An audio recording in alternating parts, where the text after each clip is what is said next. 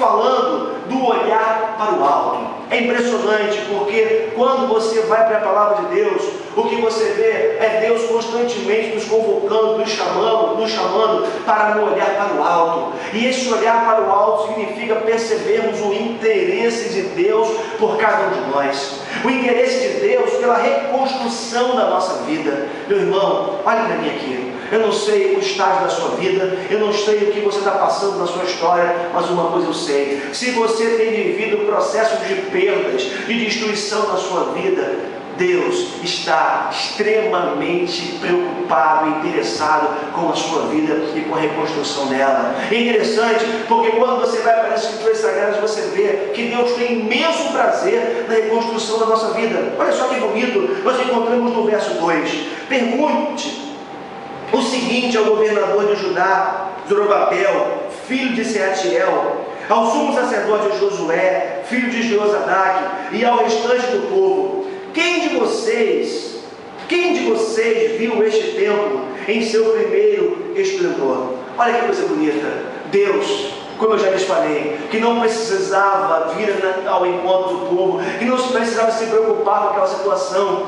Deus manifesta um profundo interesse e preocupação com a vida daquela gente. Deus chamou o profeta Ageu para perguntar ao povo: olha só, pergunte o seguinte para esse povo. Eu acredito, meus irmãos, que essa palavra de Deus ao profeta, mandando o profeta fazer essa pergunta para o povo, demonstra o profundo interesse de Deus por aquela gente, o profundo interesse de Deus pela reconstrução das suas vidas. Agora tem um detalhe: muito mais do que interessado, Deus é expert, Deus é especialista na reconstrução de vidas, na reconstrução da história. Aliás, o Deus que nós servimos, que é um Deus pessoal, que é um Deus presente, um Deus que controla a história, desde o início da criação, nós vemos Deus preocupado com a reconstrução da história, tanto da história como um todo, tanto da história do mundo, quanto da história de pessoas em particular. É interessante porque tem uma tese que envolve os 2 primeiros versículos da Bíblia. Eu acho que você já percebeu lá no primeiro versículo de Gênesis, está assim: no princípio criou Deus os céus e a terra. E no versículo seguinte está escrito também: a terra era sem forma e vazia. Há uma tese, essa tese diz o seguinte: que houve uma criação que se encontra no primeiro versículo de Gênesis, mas houve também uma destruição por conta de uma guerra cósmica, de uma batalha cósmica que aconteceu há muitos e muitos anos atrás, e houve uma destruição desta primeira construção de Deus. E sabe qual é a tese? A tese é que no verso 2, quando o texto diz que o Espírito de Deus pairava sobre a face do abismo, e disse Deus: haja luz e houve luz. O que nós temos ali é um processo de reconstrução, onde Deus, por amor à sua criatura, para cumprir o seu propósito eterno, Deus reconstrói o que Ele havia construído originalmente. Que coisa bonita! Se essa tese for verdade, se essa tese se confirmar, o que nós temos é um Deus que é especialista em transformar o caos em ordem. Um Deus que é especialista em reconstruir coisas que foram construídas e por algum motivo foram destruídas na nossa vida. Mas como eu já lhes falei também, Deus é especialista e tem profundo interesse na história humana. Olha só que coisa bonita também nós encontramos na história de Jó. Para mim, um dos maiores exemplos de reconstrução é a vida de Jó. Quando nós vamos para a vida de Jó, nós percebemos que esse homem, que era um homem abastado, um homem rico no contexto ali da idade antiga, o que nós vemos é que ele perdeu tudo no piscar de olhos.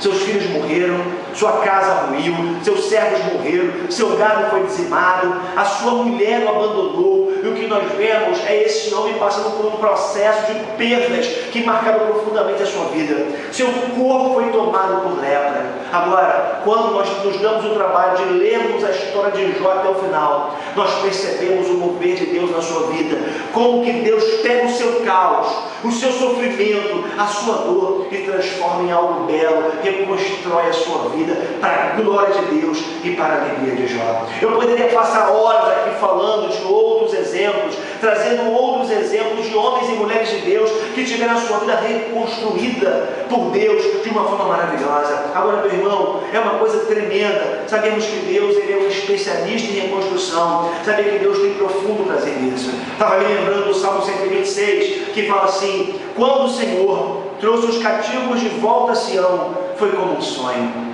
Então a nossa boca encheu-se de riso e a nossa língua de cantos de alegria. Até as outras nações se dizia: o Senhor fez coisas grandes por este povo. Sim, coisas grandiosas fez o Senhor por nós, por isso estamos alegres. Senhor, restaura-nos, assim como enches o leito dos ribeiros no deserto. Salmo 126, de 1 a 4, que coisa linda. Esse salmo está justamente dentro do contexto da restauração de Sião, que é Jerusalém. Meu irmão, eu não sei por que você está passando, eu não sei o que está acontecendo com a sua vida, eu não sei que áreas ou o que tem acontecido de destruição na sua história, mas uma coisa eu sei: se você olhar para o alto e confiar na provisão de Deus, no Deus que restaura, no Deus que cura, no Deus que transforma, Deus pode reconstruir a sua vida. Agora, em nome de Jesus, que você possa lançar o seu olhar para o alto, esperar em Deus, confiar em Deus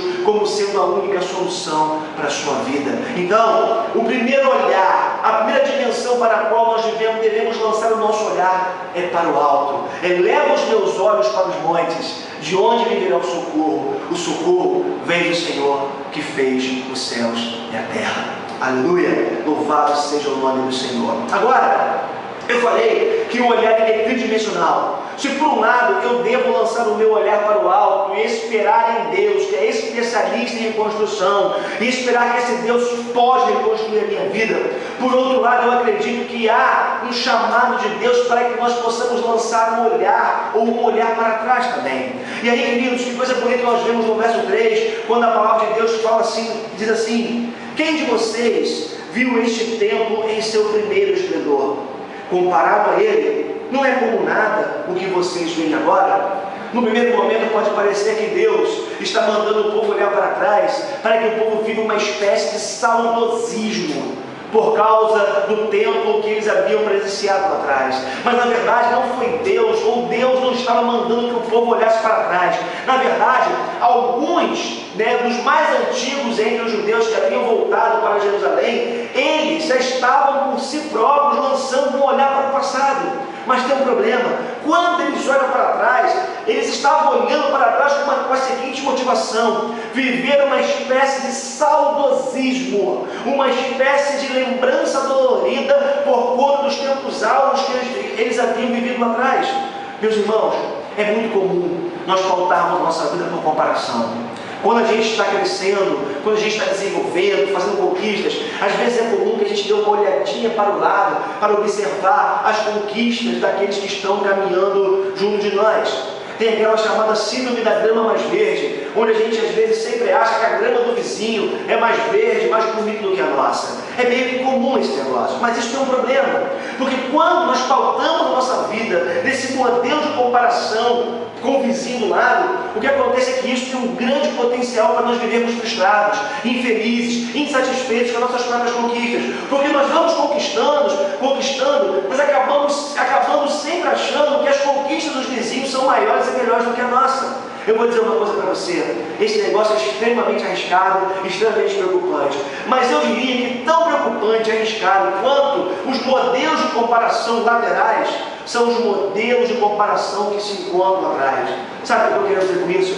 São pessoas que têm uma capacidade muito grande de viverem a sua vida no passado. O tempo passa, mas o coração e a mente continuam atrás. As conquistas do passado sempre são melhores.